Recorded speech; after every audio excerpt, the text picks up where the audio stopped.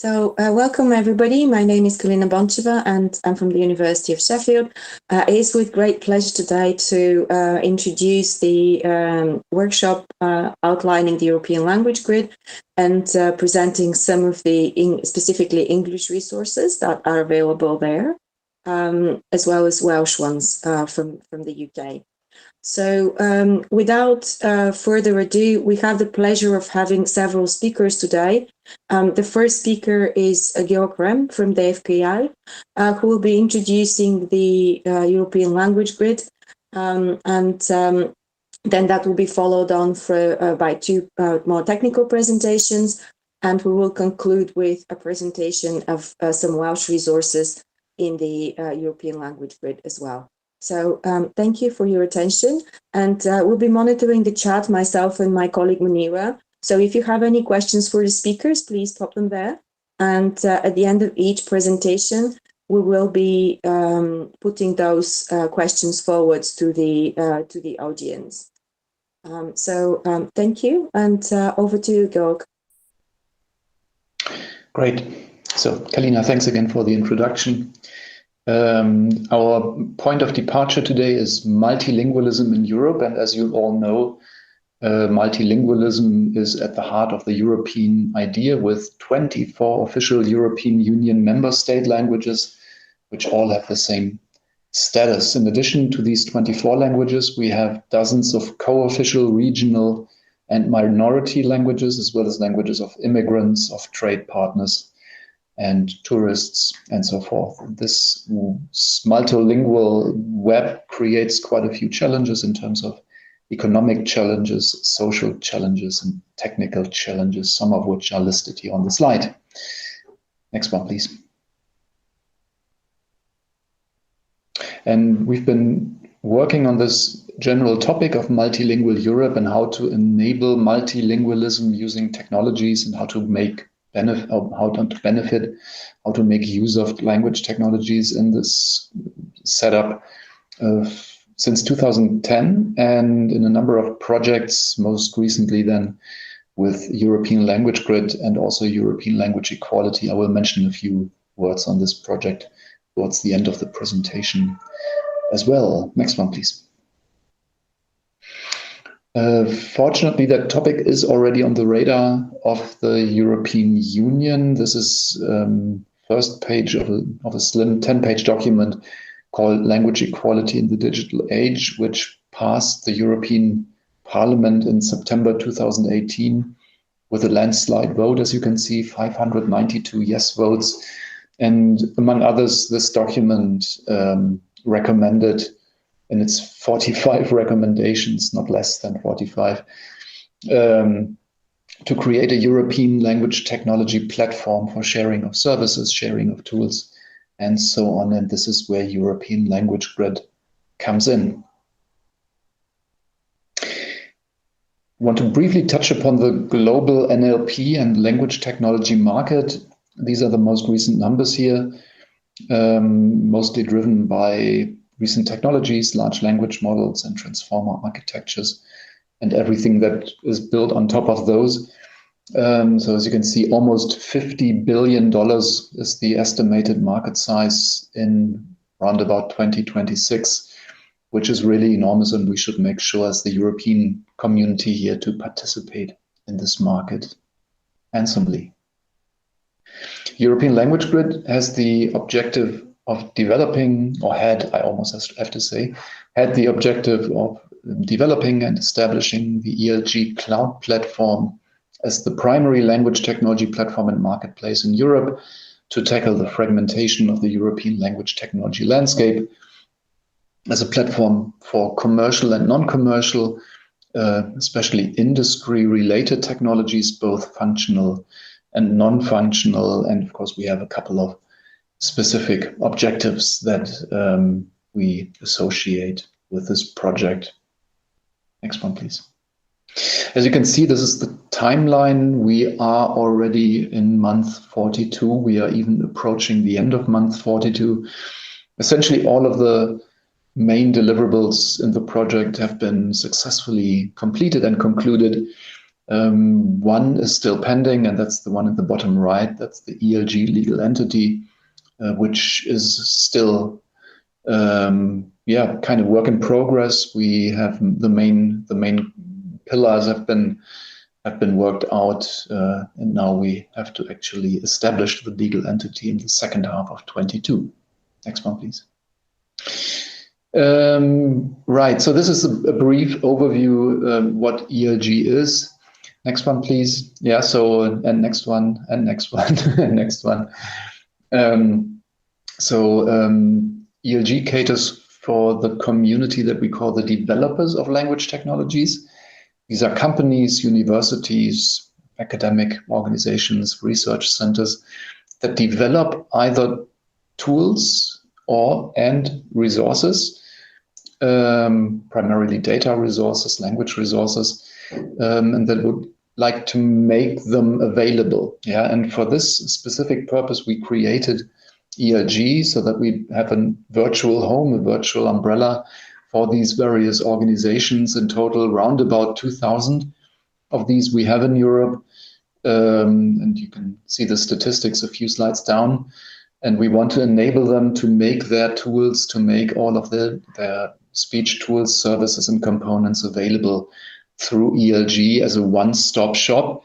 On the other hand, the bottom part of the slide, of course, we want to enable other organizations that need these tools. We want to enable them to discover them in the first place, to discover the organizations that develop these tools. We want to enable them to test them, to integrate them, to use them. And these are essentially all organizations we have in Europe. Yeah, all of them have a specific need. Maybe they don't even know that yet. They have a need for language technologies, for example, for translation of websites, for text analytics. Yeah, so these are hundreds of thousands of organizations that we want to enable to find them through ELG. Next one, please. Doing so, one of the main components is there are other language technology repositories. Some of them are listed on the slide here. And what we do is we ping these repositories on a regular basis. We see if they have any new resources. If they do, then we get the metadata of these resources in these external repositories, and we can put them into our own catalog of metadata records so that we can, with ELG as a bridge, we can enable others to find these external resources through ELG as a one-stop shop, which is very, very important because many of these repositories are smaller and we don't go there quite often on a regular basis. So ELG as a one-stop shop. ELG is thus a joint technology platform for the whole European language technology community. It's a joint tool and resource sharing platform. It's a language data space, and it's a marketplace for the whole European LT community. In fact, it is a community in its own, yeah, because we also have a list of all these organizations in the catalog, which you can do research in, and then you can find the right supplier if needed. So ELG is the yellow pages of the European LT community. And in total, it's a one-stop shop for our community. This is the current statistics of ELG release 3, just published a few days ago, with more than 12,000 resources in the system, more than 6,000 corpora and data sets, more than 3,000 services and tools. Hundreds of these are directly runnable, available, executable through the ELG cloud platform, using our various ELG APIs. And in the top right corner, you can see the different other repositories that we ping on a regular basis and whose metadata we harvest. So instead of a demo, which you will see in the next presentation, just a brief glimpse in 4 different screens here. Yeah, so this is what it looks like. To use ELG, we can browse the catalog, we can download resources, we can test a machine translation service through our tryout interface. And then the last screen is we test drive a dependency parser, even with a nice interactive dependency tree layout that you can even inspect further on, which is quite nifty. Using these services is really very, very simple. This is an example from our project Pancura here at DFKI in Berlin. One of the tools that we developed in this project that we put into ELG is a tool for the automated assessment of the credibility of online content. Yeah, so you can send online content to this tool, and the tool says it's 83% credible. This can be exposed to the user in a specific interface, and this can be done in just a few lines of code. So what can you do with ELG? Data consumers can search and browse the catalog to find the right data set. Service consumers can try out and test our hundreds and hundreds of language processing or language generation services. You can use the Python-based API for accessing the catalog. Data providers and language technology providers at large, they can make everything they develop available through ELG, through our documented interfaces and approaches. And I think Penny will talk about this in much more detail than I have the time to do so right now. Just a few lines of code here, top right corner, how it works with the ELG Python SDK. You can simply install this using PyPy, and then from ELG you can import a service, and you instantiate the service with a service ID, and then it can be used right away in this example here. So it's essentially 3 lines of code to translate Polish content into English in this specific example. The community we work with is multifaceted. We have various stakeholders and users and collaborators. We have the 32 ELG national competence centers, and Kalina Boncheva is running the one in the UK. We have 15 ELG pilot projects that we financed as ELG using our 2 open calls. We collaborate with the European Language Equality Project, with the European AI on Demand platform, and many different other projects. Yeah, this is the list of the ELG NCCs, and thanks again, Kalina, for organizing the event today. As mentioned, we will establish a legal entity for ELG for maintaining the platform, extending the platform, marketing the platform. And yeah, that's as much as I want to talk about this right now. In case of questions, we can talk about those. I have 2 slides on the open call for pilot project, which we organized as ELG. We set aside 2 million euros of project money to finance these pilot projects. In total, we received more than 200 project proposals who wanted to participate here. And on the next slide, you can see the successful pilot projects. All of them by now concluded. All of them have developed certain things, yeah, either resources or prototypes using ELG technologies, and all of these are by now, or most of these are by now, also available through ELG. The organizations listed in the ELG catalog by country, yeah, so this is an interesting statistics here. As you can see, by far the most organizations actually in the UK. Yeah, so with Brexit, we are not only using 1 member country in the European Union, we are also losing a larger chunk of the European language technology community. Well, not losing it as such, but the European Union here has to take a big loss, actually. So there are many different companies, many different academic institutions, organizations, research groups, from very small to very big in the UK, active in our field, with various centers of excellence. And then following, we have quite a few organizations in Germany, in Spain, and Poland, and France. And then we have the typical long tail that we have in these European statistics here as well. Number of resources over time, as you can see in the first couple of months, and then we had a fairly modest number of resources in the system. And then with 2021, everything grew and grew and grew rapidly. And by now we have about 14,000 altogether.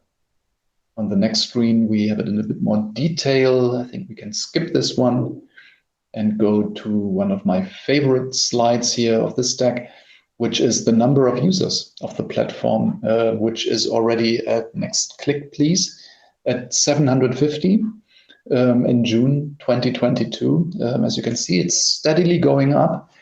Not quite the hockey stick that especially startup companies usually want, with rapid increase of numbers of users. Instead, ours is a bit more modest, but it's rapidly going up, which is quite nice. We're happy about this. Just last week, we concluded our 11th Meta Forum conference, also our 4th annual ELG conference in Brussels. All of the presentations which we had on ELG, on its sister project, ELE, are available online already on our YouTube channel.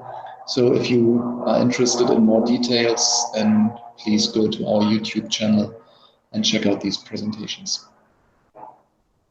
Just a few more words on the European Language Equality Project, which is a project, it's not a technical project as such, but it's more a strategic project. In this project, we have a consortium of 52 partners from all over Europe, coordinated by our partners in Dublin City University in Ireland. The goal of this project is not research or technology development, but we develop a strategic research, innovation and implementation agenda to achieve digital language equality in Europe by 2030. Right now, Europe is characterized by a stark imbalance in terms of technology support through technologies of our languages. And we want to change that. And we have been trying to change that since 2010, since MetaNet. We're still not there yet. There have been some good signs and some good projects and outcomes, but the situation is still characterized by a stark imbalance. Next one. Exactly. And you can skip to the next one already, Ian, thanks. So that was just a group shot of the conference last week with only, it's not even the whole consortium, it's just a fraction of the consortium. About 40% of the partners are represented in this picture here. And in the next slide, you can see this is the work package structure. Not all roads, yes, all roads lead to Rome, but all arrows here lead to work package 3, essentially to the development of the strategic research agenda and roadmap. So we had a very big list of deliverables, over 60 deliverables, reports, things we put together that all contribute to the development of the strategic agenda and roadmap. I just want to highlight 2 different outcomes here. You can go to the next slide, please. And the next one.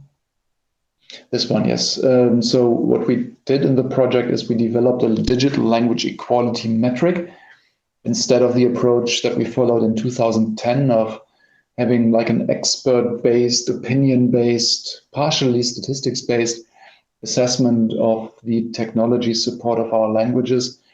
We wanted to do this time fully empirically and also fully dynamically, so that we can just press a button at any given point in time and get the current statistics, the current support of our languages through technologies. And this is how we do this. We developed this metric, the digital language equality metric. Next slide, please. So we have 2 different parts, the technological factors and the contextual factors. In the technological factors, we look at the availability of different tools, different pieces of software, different data sets, different corpora in the different languages, or for the different languages rather. And our working assumption is that ELG, the European Language Grid, is the primary platform of European language technology, that it's it is a fairly representative picture that ELG paints. Its metadata record paint. So we simply look at the availability of resources, of tools, of services for the languages as listed in ELG. We can put these together. We can add specific weights, so that some of the tools have a bigger impact than some of the others. And then on the next slide, we can see the current state of play here. The overall winner is not a surprise. It's English with a DLE score of almost 60,000. And then almost halfway down the line, the next one is German, then Spanish, French, then there's another gap, and then Finnish, Italian, Portuguese, and so on. So it can be seen again here, technologically, there's a very strong imbalance of technology support for all languages, and then almost the complete, the right 50% of this long tail here, they don't even register on this scale. And so for all of these languages, there's essentially no technology whatsoever available. And then on the next slide, you can see the contextual scores, which is the complement of the technological score. So the ecosystem of a language. What's the ecosystem of a language? What's the general context of a language in terms of social political aspects? Is there the political will to have funding for technologies for a certain language, among others? And here you can see, again, there's a long tail of languages, and interestingly enough, some of the non-official EU languages, they enjoy better support than some of the official EU languages, like Norwegian, Icelandic, Serbian, Luxembourgish, for example.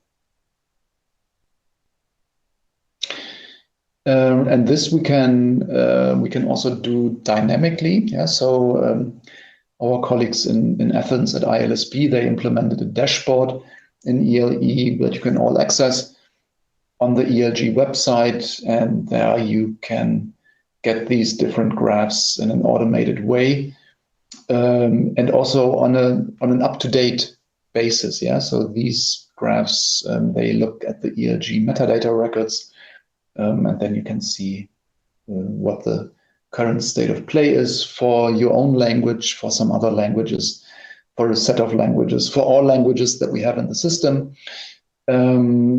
And we hope that then over time, in the next couple of years, we can monitor the difference and the development and the evolution. And hopefully the other languages will catch up to English over the next couple of years. So let me conclude. I made up for the technical problems at the beginning. So in ELG, we want to establish ELG, the cloud platform, as the primary platform and marketplace for language technology in Europe. This is an initiative from the European language technology community for the European community. The European landscape in this field is highly fragmented, and we want to provide the right umbrella platform. The global market size is enormous. We want Europe to be a key player here, and we want to increase the visibility and reach of all members of the European LT landscape. Long-term sustainability will be provided using a legal entity. Of course, we want to contribute to the digital language equality concept in Europe by giving our languages one virtual home. And we have a couple of next steps, such as including ELG in a number of important infrastructural initiatives like NFDI and Gaia-X. And very soon we will conclude then ELG and ELE at the end of this month. And for ELE, we have a direct follow-up project called ELE2, which will start in July, immediately after the end of the predecessor project. On the next slide, my advertisement here for the two books. So there will be an ELG book, which will be sent to the publisher in about 2 or 3 weeks. It's almost ready. The ELE book is still in the making, but coming along nicely. It will be published also in the second half of 2022. And you can also subscribe to the socials if you are interested in following especially the newsletter is very, very popular with around about 4,000 subscribers. And with this, I would like to conclude. Thanks very much for your attention. And maybe we have one or two questions. Thank you, Georg. That was a great introduction. And yes, I'm aware that you need to leave soon. So indeed, if there are any questions from the participants, please feel free to type them up in the chat, or feel free to also unmute yourself. We're not that big a group, so you can ask them directly.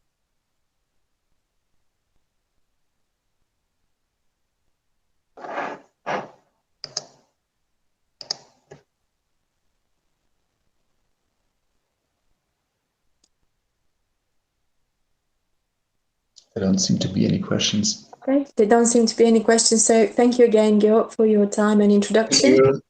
And in the interest of time, I will now pass to Penny. Thank you. Thanks, and bye-bye. Goodbye.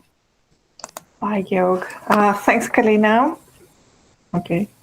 Thank you for inviting me over to the workshop. And for the sake of time, I will try to share my screen, hopefully this time without any technical problems. Let me see.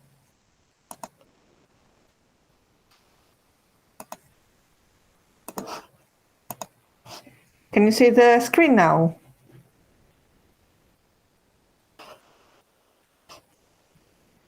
Yes, we can. Perfect. Okay. So Georg has already presented the ELG platform, has said a little bit about its features, but I will try to go through a demo of the web UI. This is what I will focus on, and the metadata. But there are other ways of accessing ELG, programmatic ways like the Python SDK that was mentioned by Georg.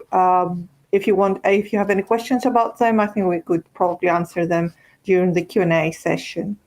So for now, the ELG platform is available through this website, this address, live.european-language-grid.eu.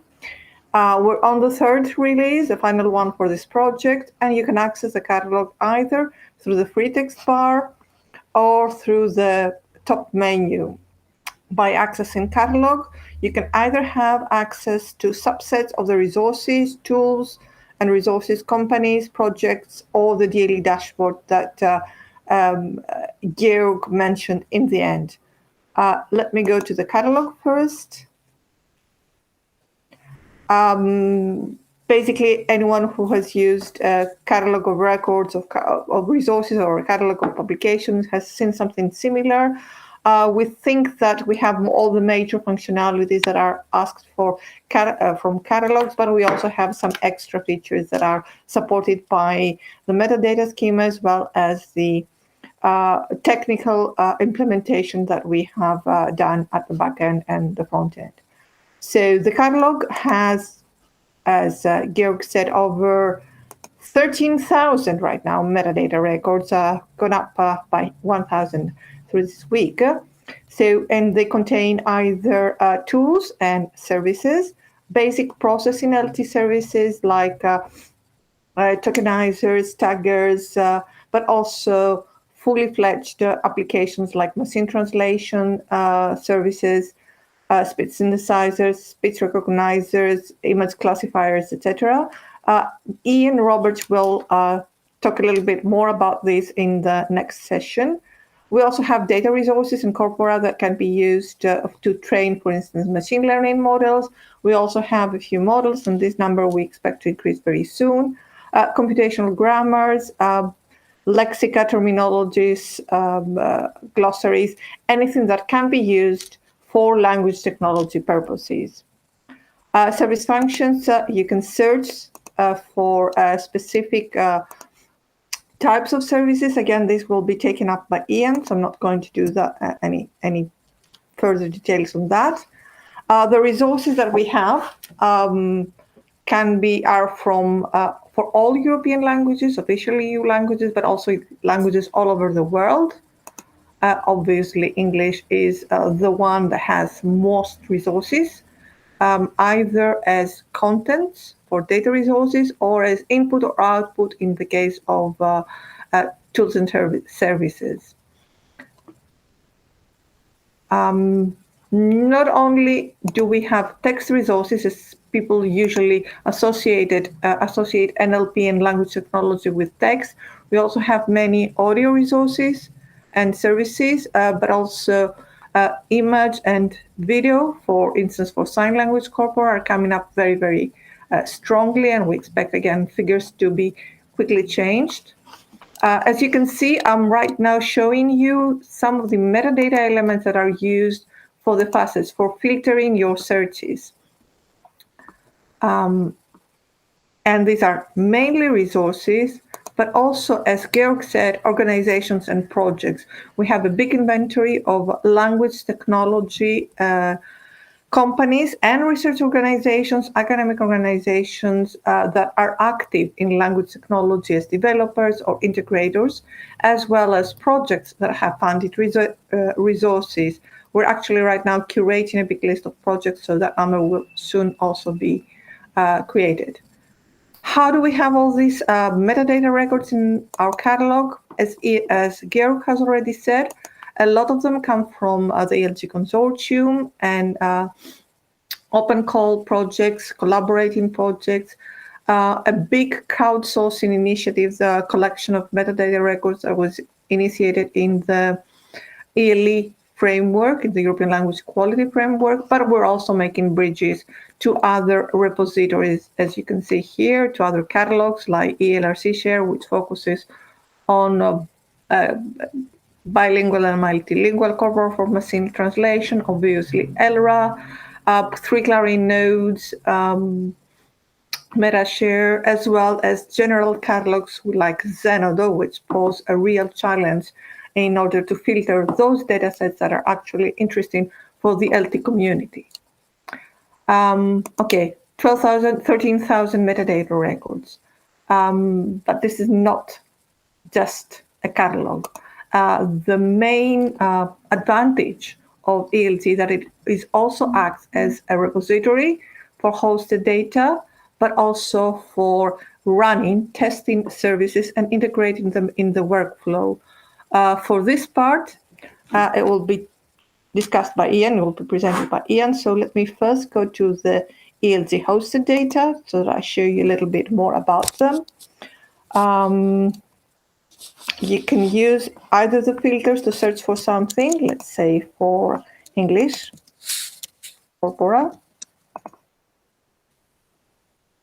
And let's have for, you can also use to narrow down your sets with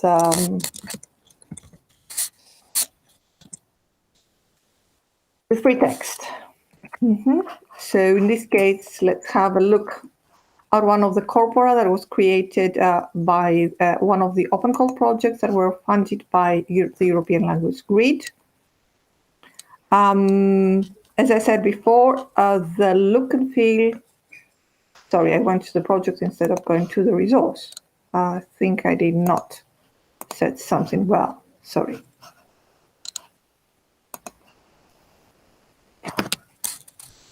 Clinical corpora, English. Yeah, there it is. So the look and feel is the classic one that you have on a catalog, where you have a top section with all the identification metadata, the name, short name, version, whether it's hosted, a section with classification information, the fact that it comes from the health domain, that it can be used for various applications like event detection information extraction. Depending on the type of the resource, you can have subclassifications. So for corpora, we check whether we identify whether they're raw or annotated. For lexica, you would probably see here something like glossary or term list, etc. For services, something else. Human readable description, which is very important for any human user to understand whether they're really interested in this resource for their purposes, research or commercial use. Technical data takes up the central section of the landing page with the languages, obviously. Depending on the case, you might have some extra metadata features like whether in this case that it's comparable corpus, because it's a multilingual one, we ask also for the multilinguality type, whether they're parallel and can be used for machine translation, or in this case they're comparable. Information about annotation types. The last part is similar to all resources. We have links to useful documents, publications, user manuals, creators, publication date, and in the case of data resources, we also ask for providers to specify whether they contain personal or sensitive data, and if one of the two, whether these have been anonymized. There's always, for all resources, a tab called Download, where you can find information on how to access this dataset. In this case, it's downloadable. As I said before, it's hosted in ELG, so you can simply download it. After, of course, making sure that you can do it with, depending on the license. This one is an open license, so you can simply click on this and download it. If it was a restricted license, you would be asked to log in to register in order to download. But I'll speak about this a little bit later on. You have also a tab which is not mandatory for all. This appears only when you have relations between different resources in ELG. Let me go back to the first page. You have information here on how to cite it. For those resources that are hosted in ELG or that are ELG integrated services, we assign a DOI. So this is a unique permanent link that you can use to cite either the specific version, as in this case, or you also have, in the way that Zenodo does, the same thing similar, a concept DOI number, which you can use for citing or linking, and this will also always take you to the most recent version. The right-hand side part is taken up with mainly administrative information, like sharing through your social media, statistical information about views and downloads. You can export the metadata record in a number of formats. With the ELG in XML, with the ELG metadata schema, which is the native metadata schema for all metadata records in the ELG platform. MSOL, which is in RDF format, the ontology that we use behind the ELG XML schema, but also DataCite, XML and JSON, and these will again be enriched with more formats soon. You have information about the provider, landing page where you can find more information or contact emails, and the funding projects. All of them are linked to other sites. For instance, in this case, to the organization that has its own page in the ELG catalog. It's one of the 1,700 that were mentioned before. Similar look and feel for the organization pages as well, but with a slightly different information. Name of the organization, classification, categories, description. Right-hand side with information on the website, how to access it, where the address is, export of the metadata records themselves. Very important tab, as we said before, there's always a link between the various entities. So here you have also the information, you have also the links on the resources and technologies that were created or provided by the specific organization or the projects where they have been either participants or coordinated. This will help you see if you, for instance, would like to have them as partners in a project, or probably find other data sets or other products that you would like to get from the same organization. If it's a big organization, like in this case, you can, or a university, you can also have specific pages, dedicated pages for the divisions of its organization, which are very similar. For the sake of time, again, I'm not going to go through all of them. There are links to projects, again, very similar to the ones you see before. So before, identification, classification, description, and again, a link to the organizations and the resources that have been created, funded through this project. You can always go back to your original data set. So there's always a navigation linking between the whole ecosystem of ELG. Who created what, who provided what, and how and where. So just one thing which is important, if you want to search, you can also limit your search based on the conditions of use or the licenses themselves for these resources. I said before that when you download your corpus, if it's with an open license like CC, you do not have to be logged in. If you want, though, to register and be logged in, you have what we call the grid. The grid is a dashboard. It's your one-stop where you find all information about your interactions with ELG. And this grid will depend on your user role. You can be a simple consumer, in which case you will only see this upper section where you find information about how you used services. This is something that Ian will explain, or where you can find what you have previously downloaded, like in this case, and get more details on how you when and how you downloaded it. You also have access, in this case, this is a user that is a provider. You have access to all the items, to all the metadata records that you have created and the data sets that you have uploaded. How do you create items? I will show you the procedure. I mean, this part of the grid is visible only to those that have the provider user account. And they can upload metadata records in XML format compliant with ELG. This may sound difficult, but we have many metadata records examples that you can use for that. And of course, yes, this is meant mainly for more expert users. If it's the first time that you're using ELG, we ask people to first try the interactive editor, which is very user-friendly and will guide you through the whole process of creating records. Just before going there, any questions you have, we have a manual which is very well documented, where you can find all information about how to contribute, how to use the ELG catalog, anything that is required. Let me go back. Interactive editor, as I said, to access it, click on this, you select the resource type that you want to use, go to the form, you're asked to provide a name, just in case when you have over 13,000 metadata records, it's only normal that some of the records might already be there. So this is how we check, and we tell you this has already been described in ELG. Yes.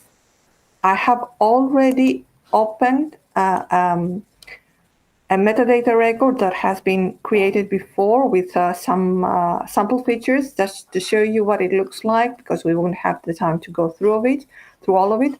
The editor form has the metadata elements in grouped together semantically in horizontal and vertical tabs.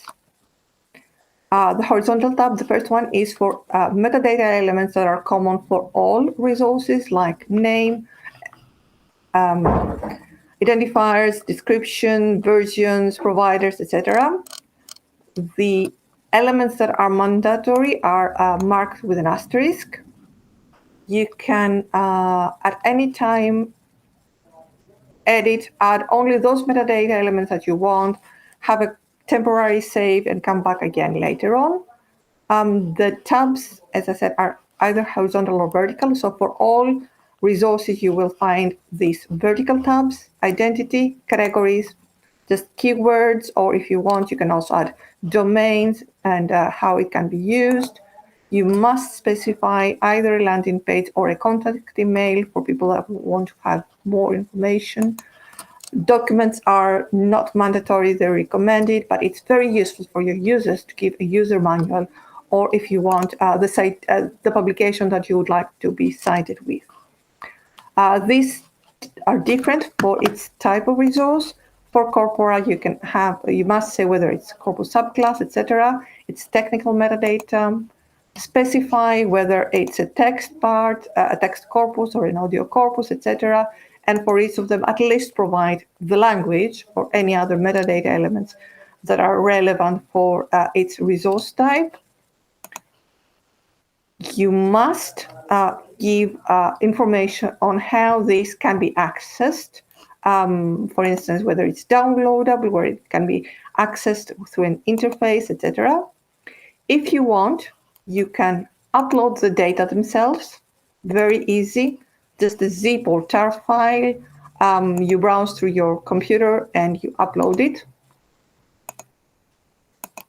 You can upload multiple data sets and create multiple distributions for each of them, where you also identify the size and the data format, which we consider is important for other cases. And you must, for all data sets that you describe, give a license. You can select one that is already there from the standard licenses, or add your own license and give us a license URL where you can find more information about it. And I think that concludes my session, which has focused on data resources. And I will pass on the floor now to Ian for the services, or if you have any questions before going to that, I'll be happy to answer them.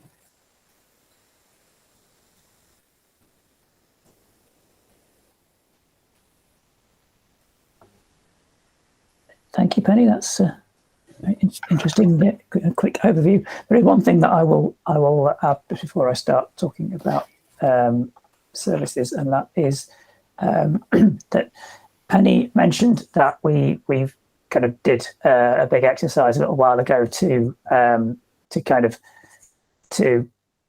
create lots, to import lots of crowdsource lots of records about various organisations and of different kinds. So we've got a lot of records in there now for organisations which are quite kind of skeletal. They're just a name and a location or something like that. So there is also a facility which if you find there is already a record for your organisation on the ELG catalogue, which is just one of these kind of skeleton records like this.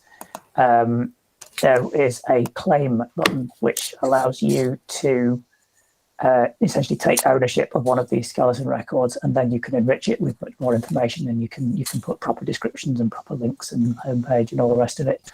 And I would definitely encourage you, if you do find your organisation record listed in the ELG, please do claim it and then go ahead and do the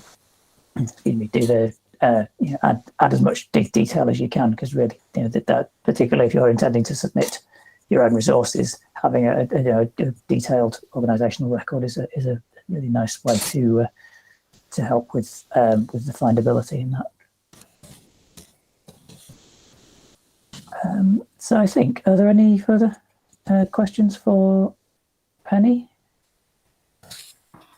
Thank you very much, Jen, for bringing up the claim feature, which I forgot to mention. I just wanted to say that this is available not only for organizations that have been imported through an ELG initiative with skeletal information, but also for metadata records of resources and technologies. We had 6,000 metadata records that were imported from a big crowdsourcing initiative that was done through the European Language Equality Project. Georg mentioned that, and I briefly mentioned it also. For these, you can also see the same claim button on top of it. If you happen to find your own resource, please click on it, and we will assign it to you for further enrichment.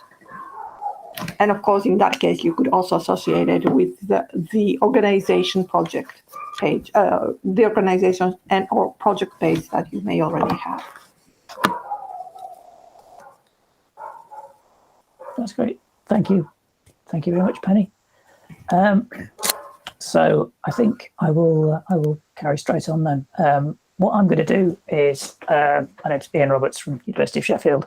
I'm going to try and talk a bit more about services and kind of using ELG as a service provider specifically. Penny's done a really good overview of the kind of data resources side of ELG. I'm going to talk a bit more specifically about the services side of things. So, as we said for ELG, service providers. So ELG is really, really shines when it comes to language technology tools and services, and we have a very rich, catalogue metadata model, which Penny's begun to show in her section. So we have particularly for tools and services. So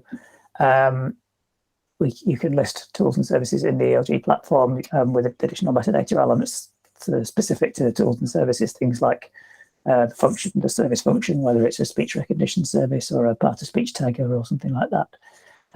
How the software is distributed, the hardware and requirements, the input and output formats and parameters and things like that, which I'll give you an example of shortly. So there are two types of these tools and service records in the catalogue. We have the sort of informational records that link to tools that are hosted elsewhere, things like things that are hosted on GitHub or things that are hosted on a provider's own website. But we also have this notion of ELG compatible services, which actually run directly within the ELG infrastructure. So we essentially act as the service provider, offering REST endpoints that you can call directly from code. And it's these ELG compatible services that I'll be focusing on in this section. So as I say, these are the ELG specifies standard APIs for all services of a similar type.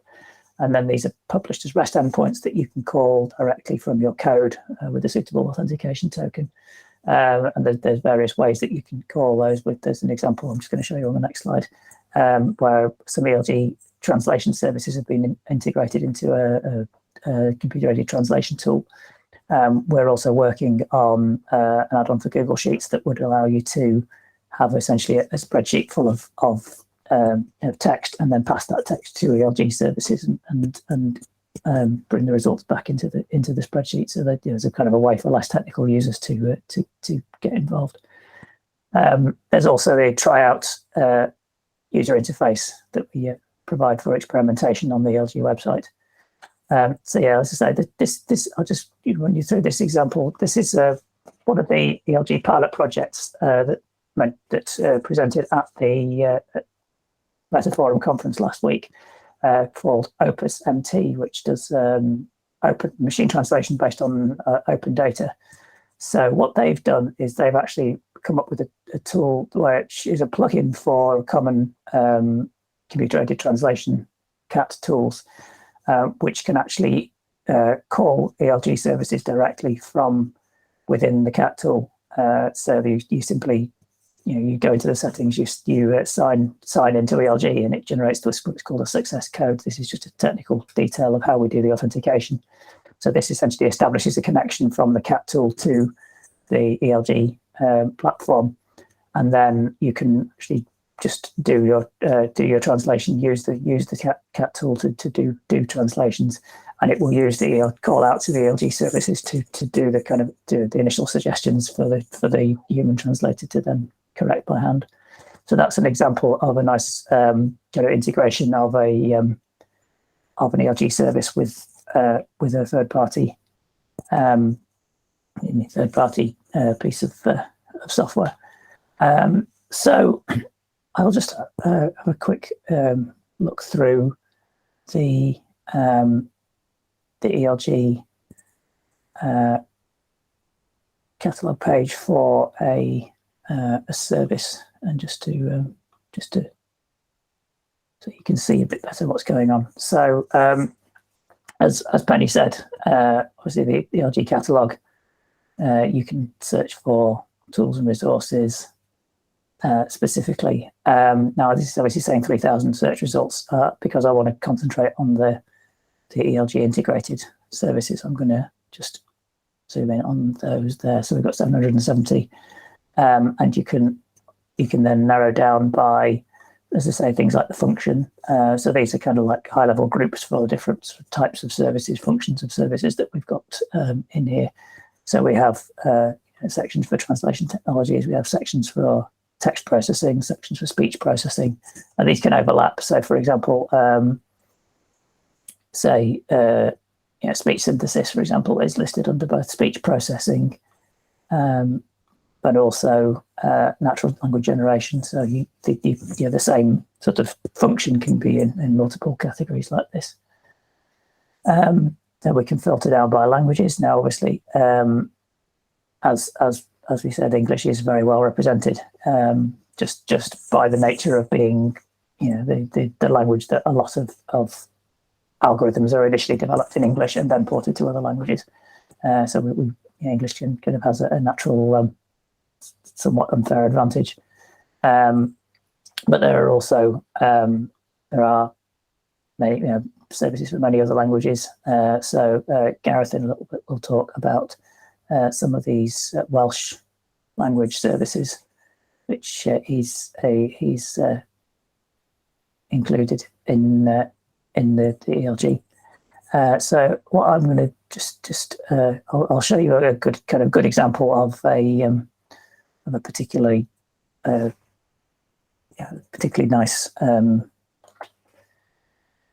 data record for a particular service. So textured TCS is a service that was generated by one of the pilot projects that Georg talked about. This is one of the kind of third-party projects that was funded by the ELG project, and so this is quite a nice example for showing you all the things that you can get into a metadata record for a service.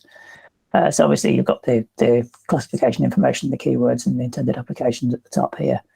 The overview section, as Penny was showing for other things, it's the same here. You have human readable descriptive information, version numbers, and all that sort of thing.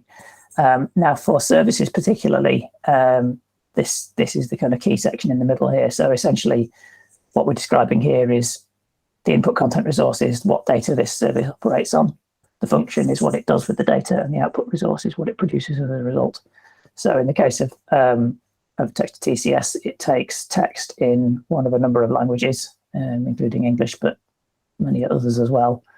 And the provider has given some samples of example text that that this service can operate over. The service function then is what the service does.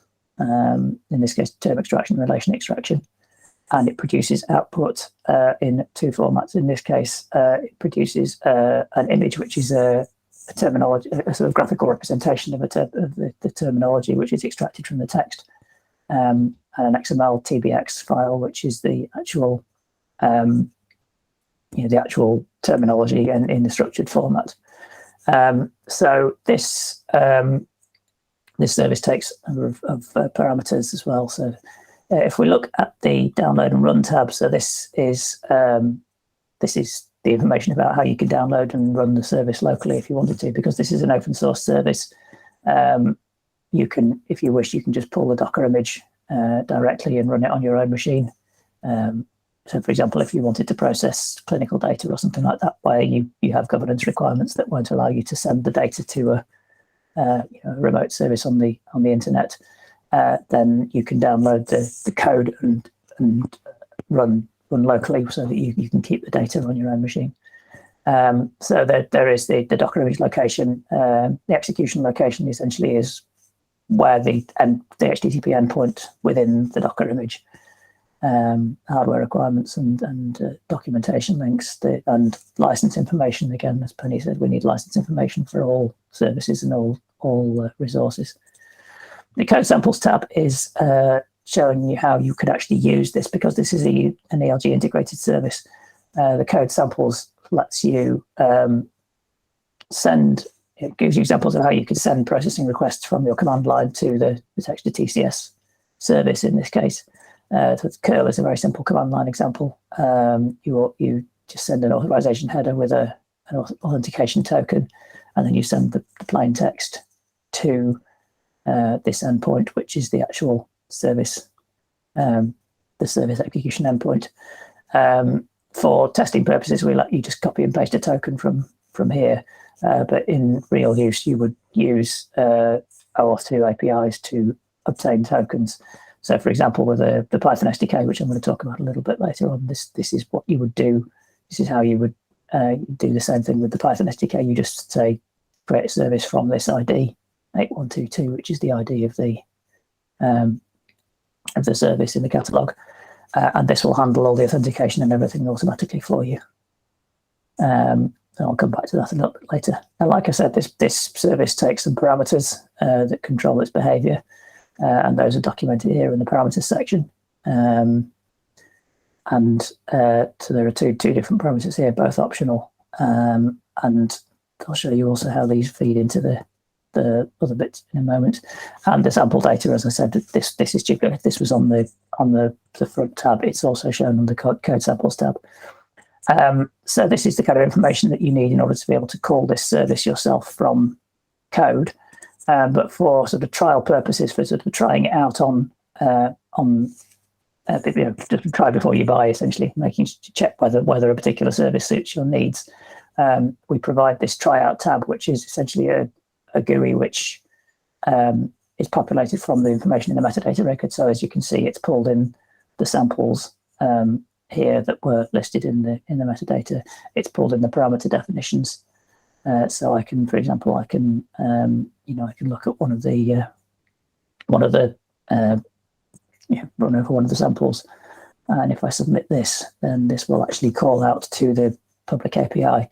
And this is a nice example one as well, because you can see when you have services like this that can take quite a long time to run, they're able to generate progress reports as they go along and send kind of progress information back to the user, and then we render the results out here, and there are various the various ways that these get rendered in the GUI. And for this service in particular as well, as I said, it produces as output this graphical representation of the terminology that was extracted. So this is just a nice example of one particular service that shows you all of the sort of different elements that you can include in the metadata records. This one is a multilingual service.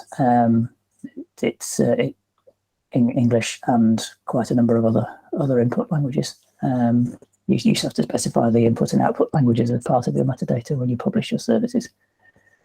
So I will just switch back now to my slides, and there we go. So publishing your service on the ELG platform is basically a 3 or 4 step process. You obviously have to implement the appropriate API, package your code as a container image. So this was the Docker image download thing that I showed you before. Describe your service with ELG metadata, and then submit it for validation. So the APIs that we've designed for ELG are HTTP APIs based on simple JSON-based message structures. So for text services, it's purely JSON in, JSON out. For services that process audio and images, then the binary data is handled like a web file upload. So there should be support for that in pretty much any programming language library for doing HTTP APIs. And you can mix and match the input and output types as your tool requires. So, for example, if you're doing translation or summarization, that's text input, text output. If you're doing things like named entity recognition, text input, annotations as output. You can do audio in, text out. So we don't exactly specify this is the API for machine translation, this is the API for speech recognition. We simply say, we have an APIs for services that accept text, or services that accept audio, or services that accept images, and then you can return whatever is the appropriate response type for your service type. And ELG provides helper tools for popular languages, for Python and Java in particular, which handle all the details of doing the HTTP server, parsing the JSON, serializing the results, handling the errors, and so on. You can concentrate just on your business logic specifically. And then when you've got your tools, you've actually implemented your API, then you package your code as a container image, which is something that can essentially a self-contained bundle that you can just download and run on any machine that has support for containers. So the standard tools for this, most notably Docker. So there are example Docker files in the ELG documentation, or if you use the Python and Java helpers, then they generate a lot of the boilerplate code for you, or any existing open source tool with a permissive license. So many of the existing tools that are already published on the ELG are open source with fairly permissive Apache or MIT type licenses. So you can feel free to use those for inspiration or whatever. So I'm going to give a very, very simple example here using the two helpers that we've published in ELG. So I'm going to do a very, very simple example as basically a white space tokenizer. So this just splits text into words. It assumes that space is the separator between words. Obviously, real tokenization is a much more complex task than this because it doesn't handle things like hyphens or apostrophes or full stops or numbers or anything like that. So this is I've put very simple code, very example code on GitLab for Python and for Java versions of this, but I'll show them on these slides because it's literally a dozen or so lines of code for each one. This is the Python version. So the idea here is that Flask service is a tool that's provided by the ELG Python SDK. So you create a subclass of Flask service and do your setup here within the init method. You don't have to be a Python programmer. Basically, what this is doing is creating a regular expression that matches any sequence of non-white space characters. And then the actual processing logic is in a method called process text or process audio, which is defined by Flask service, and then you override it in your subclass. And the Python SDK provides model classes that represent the request and response types. So here I'm not having to generate JSON myself. I'm actually creating these objects that represent annotations and annotation responses. So again, you don't, should be hopefully reasonably obvious to anyone who's got a background in programming. But essentially, what I'm doing here is I'm finding all the matches of that regular expression and turning each one into an annotation. So each word becomes each token becomes an annotation. And then there's a bit of boilerplate at the end here. It's just how the Flask service expects to work. You essentially have to have this thing called a variable called app at the top level of your file, which is fetched out of the Flask service object. The Java version of the same thing. Again, this is very, very simple. So using the Micronaut helper library that we've provided from ELG, you simply annotate the class as a controller and extend or subclass this LT service abstract class that's provided by the helper. And then the request handling is done in a method which is overridden from LT service. And again, we have these Java classes that represent the requests and the responses. So again, you don't have to handle the JSON yourself. You receive a text request, Java object, and you return an annotations response or a text response Java object to represent your responses. So that's like I say, it is literally a dozen lines of code to do this. And obviously, if you have a more complex business logic, that's fine. But all the boilerplate is handled by the helpers for you. And then in Python, Python SDK provides this ELG Docker create command that creates the Docker file and the other supporting files that you can then use to build the image.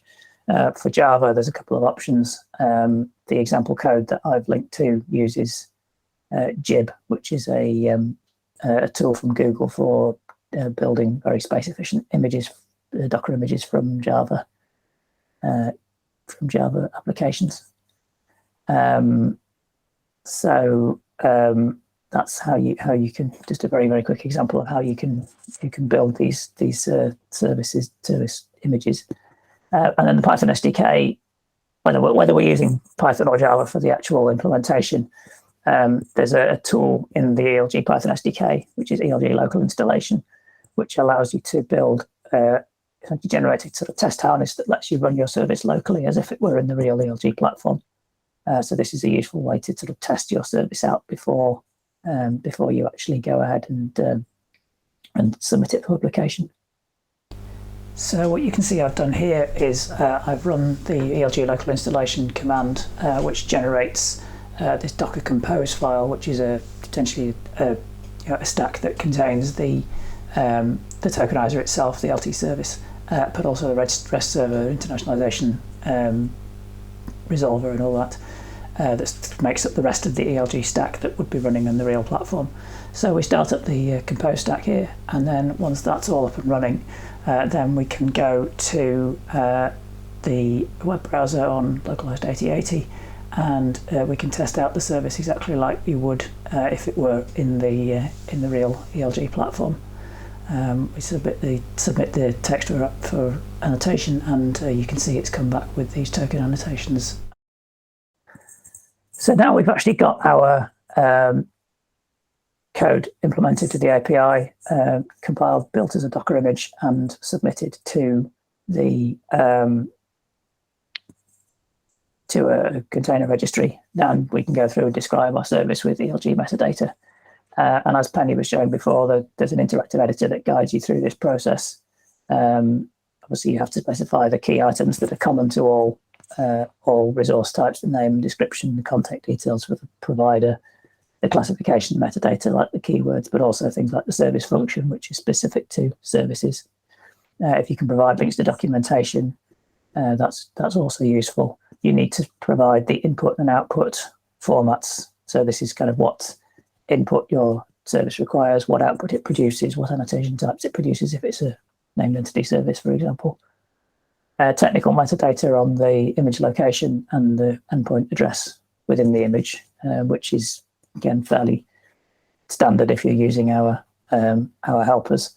And your unusual hardware requirements. So if it has a very large model and needs a lot of RAM or CPU, for example. And then particularly important is the license and terms of use, the kind of legal metadata that determines whether the image is downloadable for local use or whether it's only visible through ELG, or whether it's whether it's one which is for non-commercial use only or anything like that. And then finally, you submit for validation. So all submissions to the ELG of all types, organizations, data resources, services, and so on, all go through a manual validation process to assess the sort of coherence of the metadata and to check on the license is appropriate and so on. For services specifically, there's an additional step of technical validation, which is where the ELG team deploys your service on our cluster, assigns the tryout user interface, and then tests the service using the example data that you've chosen, you've provided as part of the metadata record. So yes, please provide useful, good sample data. That makes our lives a lot easier as the validators. This is an iterative process, so the validator may come back to you with questions, may suggest changes, and so on.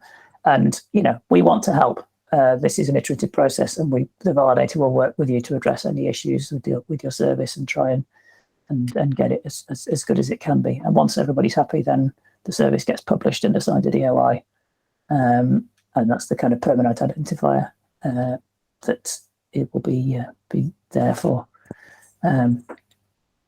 all time. So as I say, a lot of this is useful. The ELG Python client, as well as being usable for some of the stuff that I've shown you about generating and publishing Python services, it also has some good facilities for actually making use of the ELG APIs in ways from code. So this is a quick example of how you could search the catalogue using the Python SDK and get back results here, or you can search for a corpus that does named entity recognition in German, for example. And then this was the example that the sort of 3-line example that Georg showed in his presentation at the beginning. So this is essentially, we create a service object from an ID, and then we can just call that service on the ELG platform, and then that will just be able to, that will be able to call the API and return the results. So here I've got this service 474 is a named entity recognizer for English, which is being called there, and you'll see you've got annotations coming back. And there's another example here. So here I'm searching for machine translation services from English to French, and I get a result back from the catalogue, and then I can just create a service object from that catalogue search result, and then immediately call that service, and you get the response back. So that's the translated text coming back. So that's just an example of how you can use the Python SDK to access ELG services programmatically. So I just tried to kind of show you both sides here, sort of the service provider side, where if you want to provide your services on ELG, but also this is how as a programmer you can consume services that the ELG platform makes available. So I think that's all from my presentation now. I don't know if we have any questions, but if not, then I think I will finish there. So as I say just before I finish, like I said, this is all a collaborative process. If you've got services and or data resources or anything available that you want to incorporate in ELG, please get in touch. We want to help, and we will work with you to try and help to help you to make your submissions the best they can be. So I'm going to finish there, and I think if there are no questions, then we've got a special guest today. So it wasn't in the original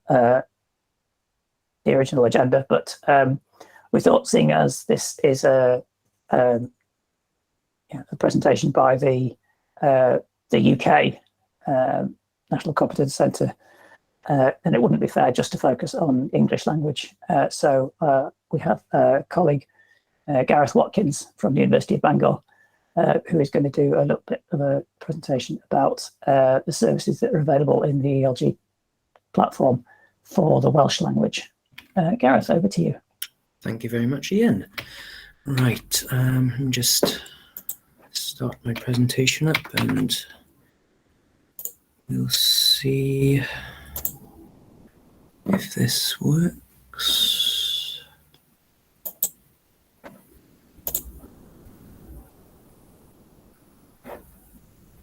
It's doing something. Yep, that's come through fine, thank you. Wonderful. Okay, I do like it when technology works as it should. Right, okay then. As you heard, my name's Gareth, and today I'm here representing Bangor University's Language Technologies unit.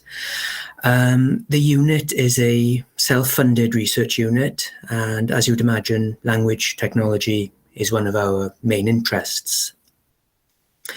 We research and develop speech technologies, as well as text technologies and translation technologies. And so it's important that we keep an eye on recent technological developments. And of course, the European Language Grid is one of the tools that allows us to do that, but I'll come back to that point later on. So we're also involved in terminology standardization and have produced many electronic terminological resources as well.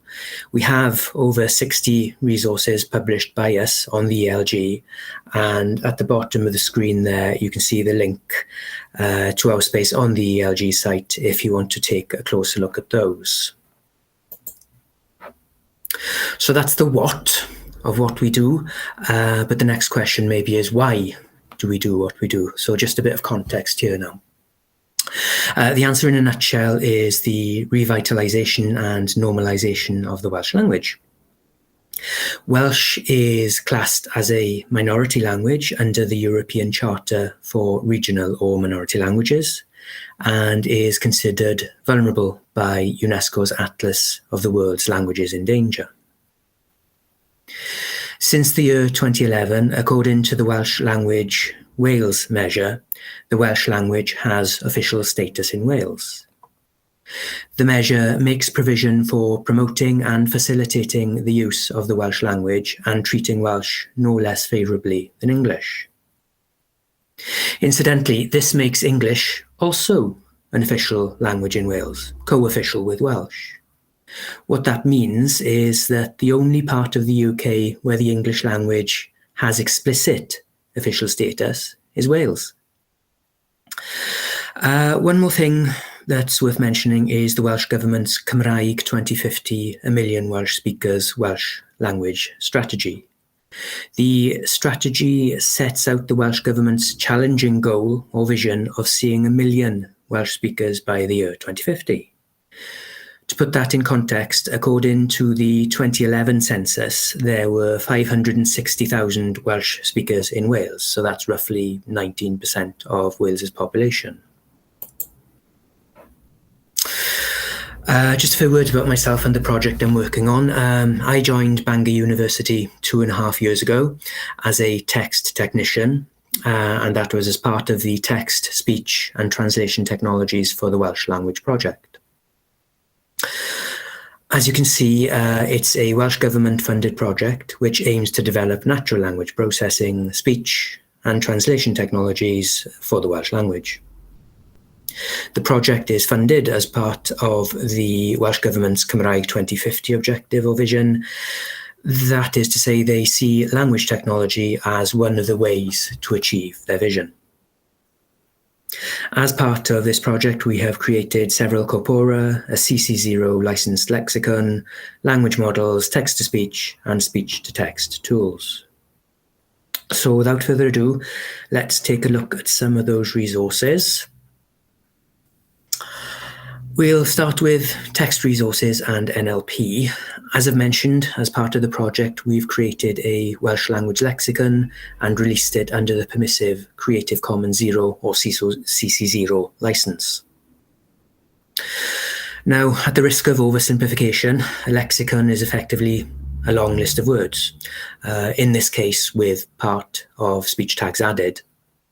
So it may not sound that important or impressive, but it is actually very important for two main reasons. First of all, a lexicon is useful in respect of creating other resources. It can be useful for creating part of speech taggers, for instance. When Cysill, the first Welsh language grammar and spell checker, was created over 2 decades ago, the first task was to create a full lexicon of correctly spelt words. In fact, our CC0 lexicon is based on that early work, and as we will be regularly updating the lexicon with new words and terms, it will eventually feed back into the Cysill grammar and spell checker. The fact that it is permissively licensed is incredibly important as well. The Welsh Government have stated that their policy of funding development, which is shared under a permissive open licence, helps to make it as easy as possible for large companies to add the Welsh language to their own services, and it makes it easier to make a business case for a relatively small market when approaching these companies.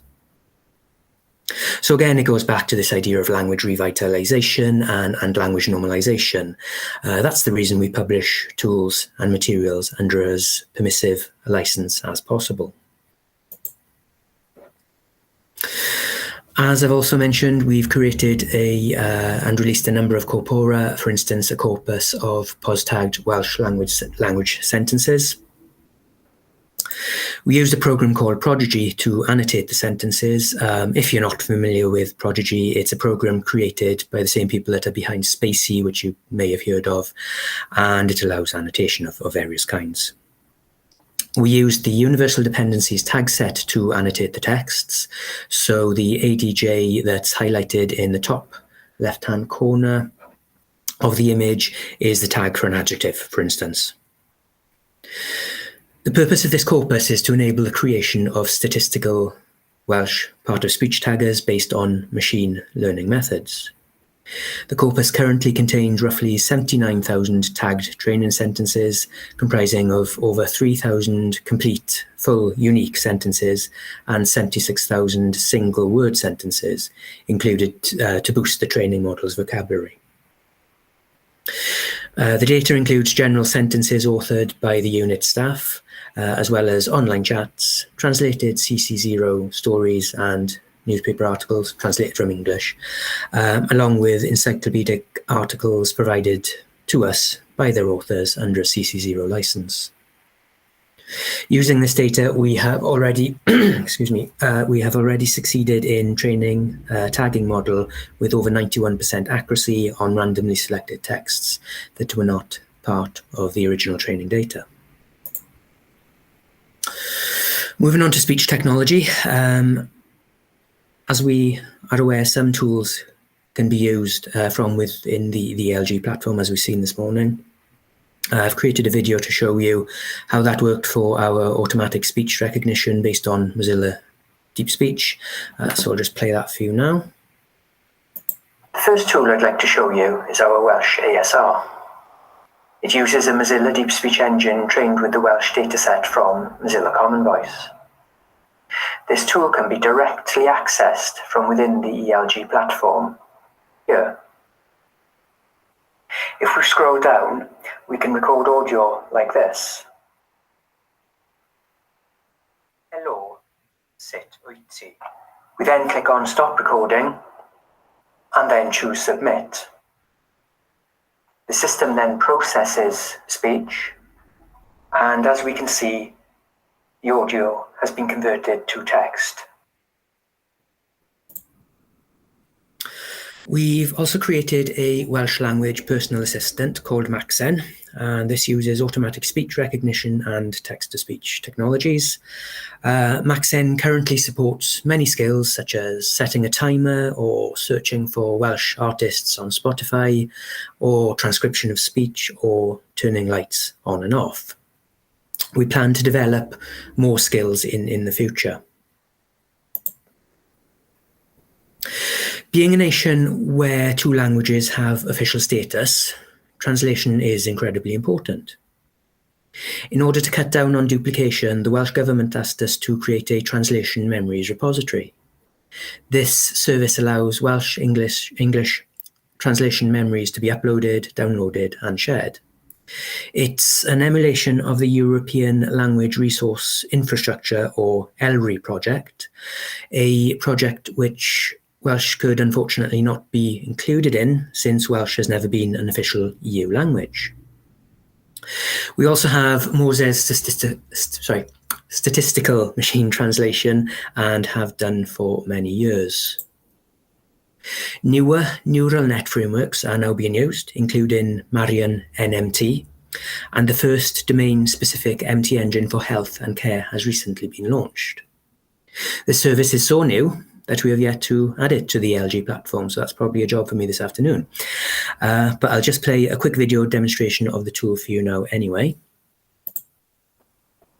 In order to access the new health and care MT service, a user would type in cyfieithu.techiaeth.cymru into their address bar, and then press enter, and then they'd be presented with this interface. You may notice as well that they can access the service through an API. I won't go into that right now, but that is a possibility for them. So in order to translate, they would click in this box and either paste text in or type some text in. Just do that now. After they've finished typing in their text, they would click on cyfieithu, which is translate in Welsh. And the translation will automatically appear in this right hand window here now. Mae gen I gur pen is a good translation of I have a headache. If they wanted to start again, they click ailosod, reset, and would be prompted to typiwch destun Saesneg yma, type English text here. Okay, that's enough of our resources for now. As I say, we have many more, so please do check those out. Moving on, the question is, how do we see the ELG platform helping us? Well, Welsh is a minoritised language. As I mentioned, it's never been an official EU language. So the opportunity to communicate with other languages, minoritised or otherwise, to be able to share with and learn from other languages is a great opportunity, and one I think that will be of benefit to everyone involved. How so? Well, as a minoritised language, the ELG allows us to quantify our resources, so to see where we're at. It allows us to compare our resources with those of similar languages, and indeed with the state-of-the-art tools from both minoritised and major languages. It therefore allows us to identify gaps in our LT provision, and ultimately to learn from the workflows or techniques or technologies produced by other languages. And of course, by sharing our resources, we allow other communities to quantify, compare, identify, and learn from us. Although we have our own national portal, the ELG also has the advantage that it is one central Europe-wide space. This allows us to show our resources and tools to an international audience, and it makes it easier for developers to find and use multilingual resources, which can only be a good thing from the point of view of a minoritised language such as Welsh. And that's all I have to say for today, other than thanks for listening. Diolch am wrando.